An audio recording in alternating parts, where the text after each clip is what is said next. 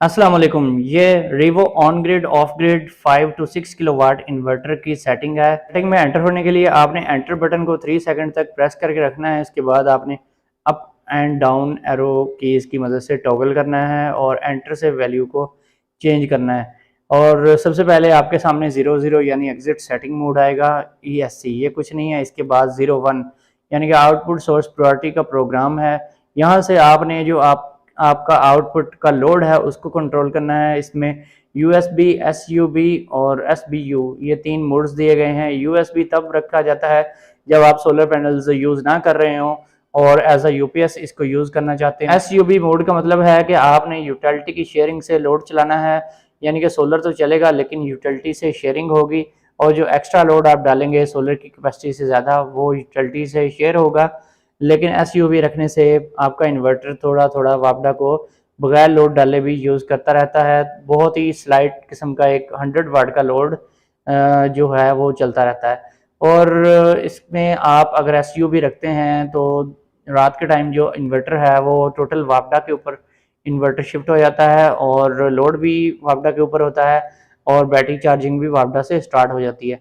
जबकि इसमें तीसरा जो प्रोग्राम है वो SBU का है, मोस्ट एफिशिएंट इकोनॉमिक प्रोग्राम है और इसमें दिन के टाइम बैटरी से शेयरिंग करता रहता है इन्वर्टर, यानी कि जो एक्स्ट्रा लोड आप डालते हैं वो बैटरी से ये ले लेता है और जब लोड हटाते हैं तो बैटरी को उतना सा चार्ज भी करके फिर चार्जिंग स्टॉप कर देता है और फिर ये सारा दिन ऐसे ही एक्सेसिव लोड जो है उसको बैटरी से शेयरिंग करता रहता है। और इसमें शाम के टाइम क्या होता है, शाम के टाइम आपकी जो बैटरी है वो ड्रेन होनी शुरू हो जाती है क्योंकि अप्रॉक्सीमेटली असर के टाइम के बाद ये बैटरी से बहुत ज़्यादा शेयरिंग कर रहा होता है और करते कराते मगरिब के बाद जब सोलर ख़त्म हो जाता है तो फिर बैटरी यूज़ होना शुरू हो जाती है और जो आपने प्रोग्राम नंबर 12 में सेटिंग रखी होगी उतने वोल्ट तक बैटरी डिस्चार्ज होगी। उसके बाद ये ऑटोमेटिकली वापडा के ऊपर शिफ्ट हो जाएगा, सारा लोड वापडा पे चलाएगा और वापडा से बैटरी की चार्जिंग भी स्टार्ट कर देगा। तो यहाँ से आपने इसकी सेटिंग करनी है अपनी मर्ज़ी के मुताबिक, यानी कि आप अगर एनर्जी बचाना चाहते हैं तो SBU मोड रखें कि सोलर पैनल कम है और लोड बहुत ज़्यादा होता है और बैटरी जो है आपकी काफ़ी वीक है या छोटी बैटरी है तो फिर SUB मोड रखें। 2 नंबर पे है maximum charging current to configure total charging current. यहाँ से आपने चार्जिंग करंट सेट करना है सोलर का, यानी कि सोलर से आपने कितने एम्पेयर से बैटरी चार्ज करवानी है। तो अगर आप कोई भी बैटरी यूज़ कर रहे हैं जो कि 100 एम्पेयर आर की है तो फिर यहाँ से आप 20 एम्पेयर की सेटिंग रखें। अगर आप 200 एम्पेयर की बैटरी यूज़ कर रहे हैं तो फिर भी कोशिश करेंगे 20 एम्पेयर की सेटिंग ही रखें ताकि आपकी बैटरी जल्दी ख़राब ना हो। अदरवाइज़ आप 30 एम्पेयर भी रख सकते हैं। अगर आपका लोड बहुत ज़्यादा हैवी होता है तो फिर 30 एम्पेयर रखें। और 3 नंबर की सेटिंग में जाना है। इसमें AC इनपुट वोल्टेज रेंज की सेटिंग है। यहाँ से आपने अपने वापडा के वोल्टेज की रेंज को सिलेक्ट करना है। अगर आप अप्लायंस मोड रखेंगे तो इसमें wide range 92 to 80 volt AC की रेंज होती है, यानी कि अगर आपके पास वापडा के वोल्टेज लो होते हैं तो फिर आपने ये वाइड रेंज सेलेक्ट करनी है। इसके बाद UPS का जो है मोड, इसमें UPS की सेटिंग आपने तब रखनी है जब आपके पास नैरो रेंज होगी, यानी कि 170 से 280 वोल्ट की रेंज है ये वापडा की। और इसमें अगर लो वापडा के वोल्टेज आते हैं तो इन्वर्टर ट्रिप हो जाता है, वापडा को ऑन नहीं करवाता। इसके अलावा UPS का मोड तब भी रखा जाता है जब आप PC यूज़र हों। इसके बाद बैटरी टाइप है, बैटरी टाइप 5 नंबर में है। यहाँ से आपने बैटरी टाइप सेलेक्ट करनी है AGM, फ्लडेड या फिर यूज़र डिफाइंड। AGM रखी जाती है lead acid battery, gel type battery या फिर जो sealed lead acid old type की बैटरीज आती थी उनके लिए, जो ड्राई बैटरीज होती थी। और FLD बैटरी रखी जाती है ट्यूबलर के लिए।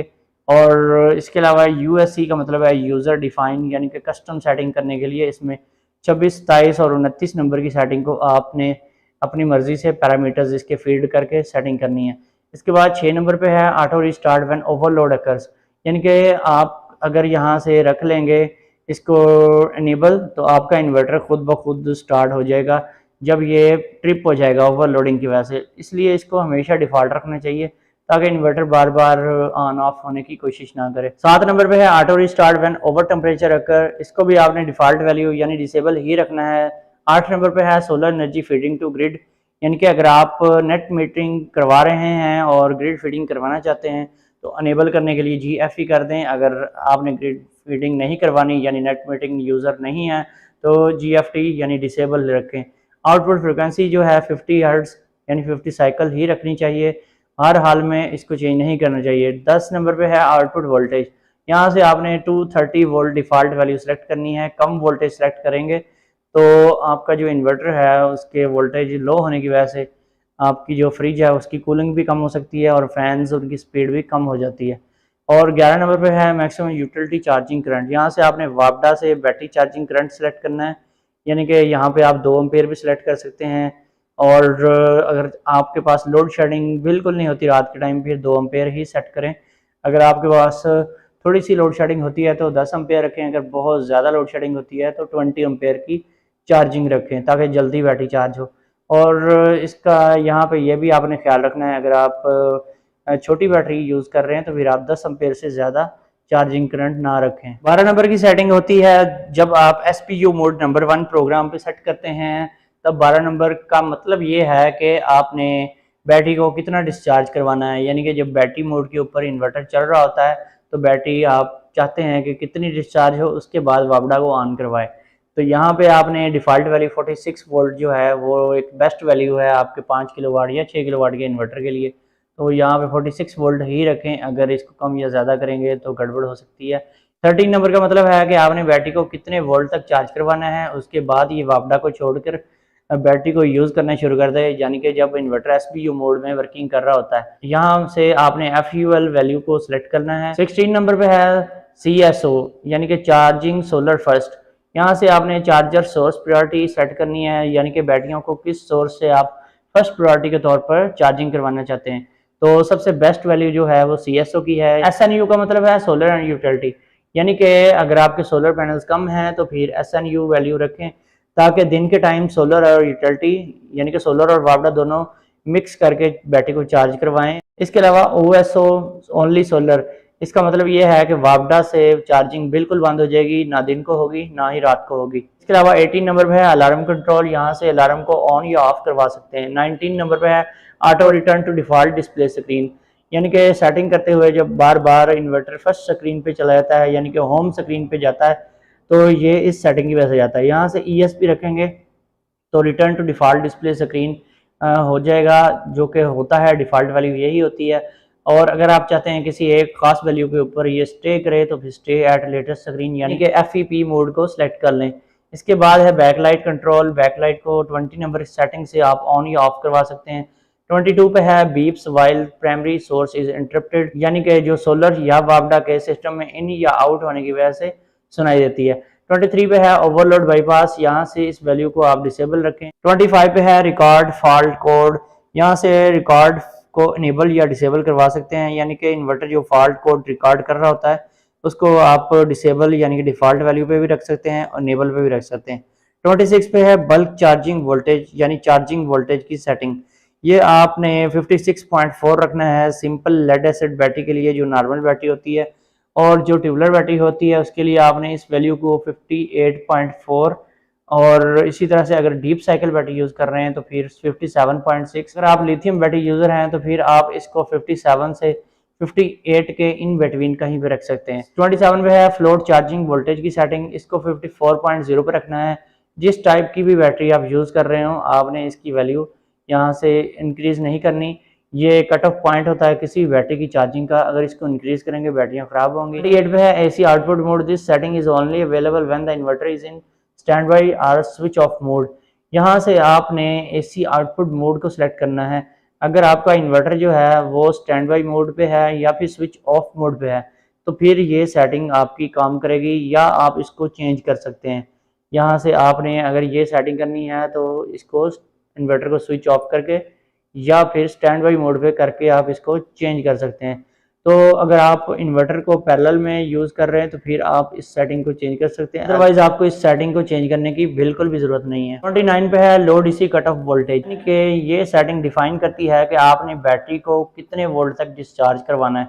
बैटरी को अगर आप चाहते हैं कि कम्प्लीटली डिस्चार्ज हो तो इसको 40 वोल्ट पे रखें, और 42 वोल्ट एक बेस्ट ऑप्शन है। 32 पे है बल्क चार्जिंग टाइम, यानी कि बल्क चार्जिंग वोल्टेज का कितना टाइम, यानी कि इन्वर्टर जब चार्जिंग करवा रहा होता है तो बल्क चार्जिंग वोल्टेज से आप यहाँ पे एक टाइमर लगा देंगे कि इतने टाइम तक हमारा इन्वर्टर जो है वो चार्जिंग करवाता रहे, इसके बाद चार्जिंग कट ऑफ करवा दे। 32 को आपने डिफ़ॉल्ट वैल्यू यानी AUE पे ही रखना है, इसको चेंज हरगिज़ नहीं करना, ताकि आपका इन्वर्टर ऑटोमेटिकली डिटेक्ट करे कि उसको कितनी चार्जिंग करवानी चाहिए और कितने टाइम के बाद स्टॉप करवानी चाहिए।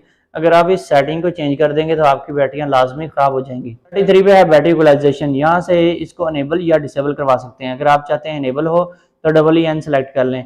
अगर आप बैटरी बिल्कुल नहीं यूज़ कर रहे हैं, उसमें कोई भी प्रॉब्लम नहीं है, तो फिर इसको EN पे ना रखें, इसको EDS पे यानी कि जो डिफ़ॉल्ट वैल्यू होती है डिसेबल ही रखें। बैटरी इक्वलाइजेशन तब करवाई जाती है जब बैटरी की ग्रेविटी लो रहती है। सबसे पहले अपनी बैटरी की ग्रेविटी टेस्ट करें, उसके बाद बैटरी इक्वलाइजेशन को अनेबल करवाएं। 34 पे है बैटरी इक्वलाइजेशन वोल्टेज। ये बैटरी इक्वलाइजेशन वोल्टेज हमेशा जो बल्क चार्जिंग वोल्टेज हैं उनसे 1+ करके आपने सेट करने। 35 पे है बैटरी इक्वलाइज टाइम, इसको डिफ़ॉल्ट पे रखें। बैटरी इक्वलाइज टाइम आउट, इसको भी डिफ़ॉल्ट वैल्यू पे रखें। 37 पे है इक्वलाइजेशन इंटरवल, तो ये जो इंटरवल है ये 30 डे है, इसको आप कम या ज़्यादा ना करें, और इसको कम तभी करते हैं जब बैटरी की ग्रेविटी पूरी ना हो रही हो और बैटरी इक्वलाइजेशन एक्टिवेटेड इमीडिएटली।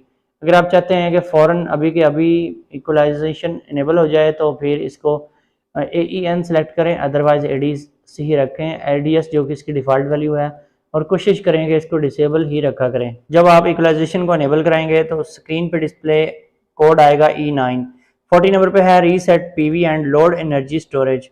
अगर आप चाहते हैं कि जो डाटा PV का और लोड का वो जो इन्वर्टर ने सेव किया हुआ है उसको आप रीसेट करना चाहते हैं तो इसको आप RSE है वो सिलेक्ट कर सकते हैं। अगर आप चाहते हैं कि डिफ़ॉल्ट वैल्यू यानी नॉट रीसेट तो फिर NRE ही रहने दें।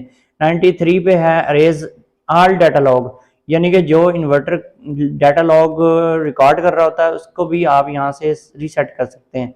94 पे है डाटा लॉग स्टोर्ड पीरियड, जो उसका टाइम पीरियड है कि इतने दिन के बाद ये ऑटोमेटिकली रीसेट करता रहे, तो यहाँ से आप इसको चेंज कर सकते हैं। और 95 पे है टाइम सेटिंग इन मिनट्स की सेटिंग के लिए है, और 96 पे है आवर्स यानी घंटों की सेटिंग, और 97 पे है डेज की सेटिंग। ये टाइम सेट करने के लिए ये सेटिंग दी गई है। उसके बाद 98 पे है टाइम सेटिंग फॉर मंथ, और 99 पे है टाइम सेटिंग ईयर, यानी कि यहाँ पे महीने और साल की सेटिंग कर सकते हैं। इस इन्वर्टर में टाइमर की सेटिंग भी दी गई है और चार्जर सोर्स प्रायोरिटी की सेटिंग भी दी गई है, यानी कि CSO, SNU और OSO को आप इन बटनों की मदद से चेंज कर सकते हैं कि आपने कितने टाइम तक इसको इस सेटिंग को चलाना है। उसके बाद इन्वर्टर में आने वाले चंद फॉल्ट्स के रेफरेंस कोड्स दिए गए हैं, यहाँ से आप चेक कर सकते हैं कि इन्वर्टर में जो फॉल्ट आ रहा है उसकी पॉसिबल रीज़न क्या है।